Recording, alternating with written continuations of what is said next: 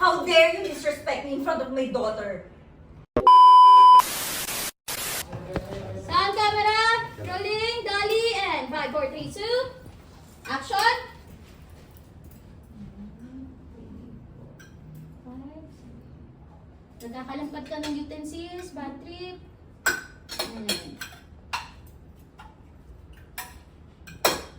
Tit, tit, tit, tit.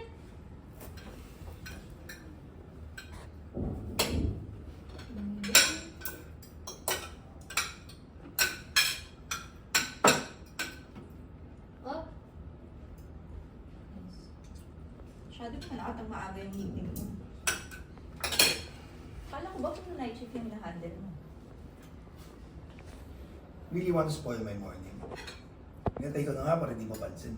Napansin mo pa rin. Please.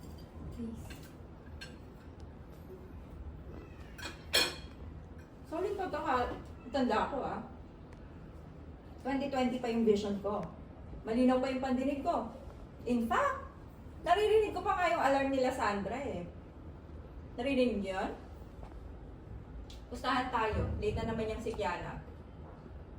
O di kung naririnig ko yun, bakit naman hindi ko maririnig yung nasa harapan ko mismo? Actually, ang galing-galing talaga ni Mami, no? Parang may superpower. May spider sense yata Mami mo eh. Siguro dapat sumali ka sa Avengers. Kailangan ka nila. Pero hindi lang ako yung nakikita mo. Kasi kapag gabi, tumatawag, pinagdinalaan mo ko. Ngayon naman aga-aga, pinagdududahan mo ko. Ano ka ba dito? Housewife o security guard?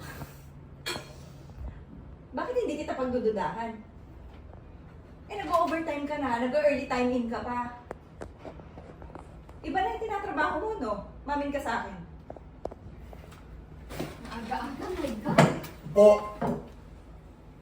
Maxi, finish your food. Ang sarap-sarap ng linuto ng mami mo.